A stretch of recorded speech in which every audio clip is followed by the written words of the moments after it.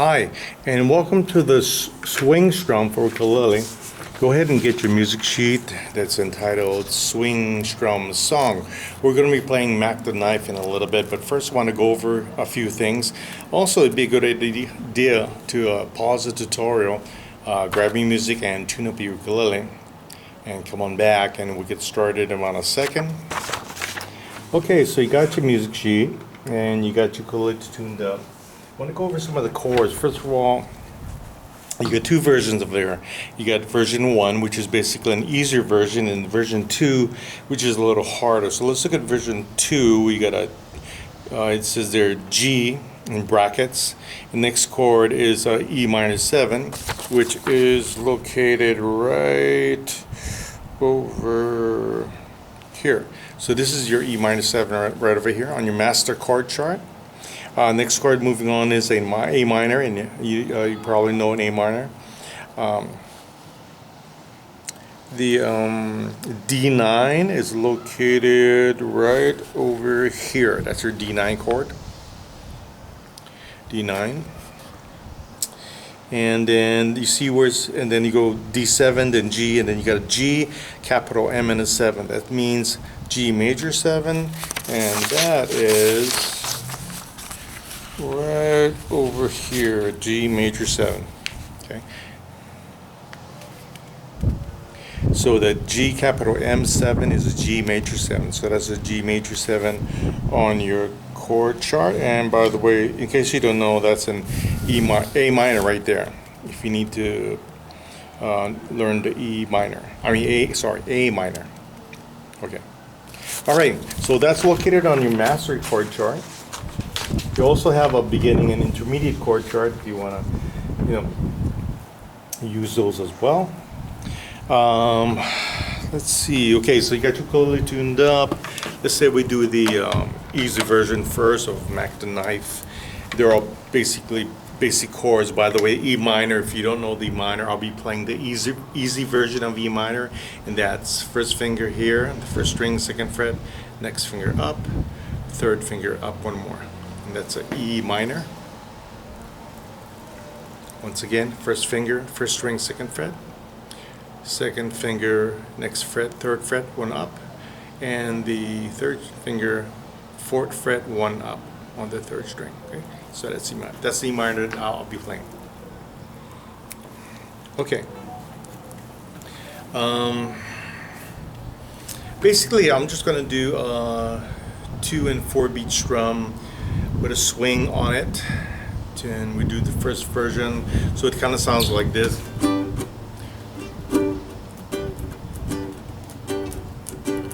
When that shark bites with his teeth there. Okay, so basically that's it. I'll try to take it a little slower. 2, 1, 2, 1, 2, 3. 1, 2, 1. Oh, by the way, the count goes like this: 1, 2, 3, 4, 1, 2.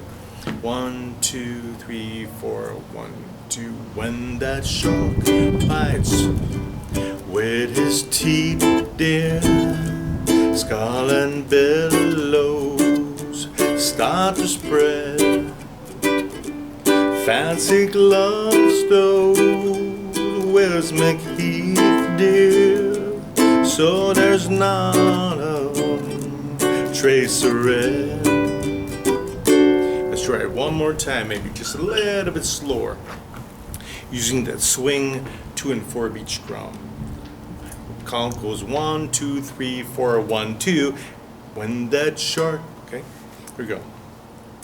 1, 2, 3, 4, 1, 2. When that shark bites with his teeth, dear, scarlet billows start to spread.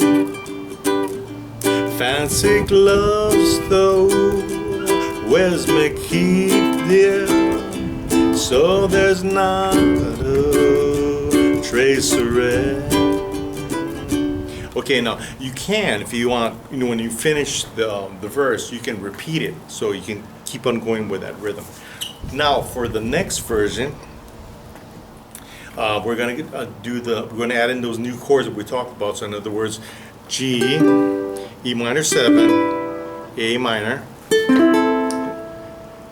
D9, D7, G, GM7 is G major 7, E7, E minor 7, A minor 7, which the version that I'm doing is just an open 4 strings like that. No chord, real easy. That's the easy version of A minor 7. I like that. I like playing that version. And then you got a D9, D7, and finally a G and a D7 at the end. Okay. And we're going to incorporate some of those techniques that we talked about in the previous tutorial. Those additional strumming patterns and techniques and accents.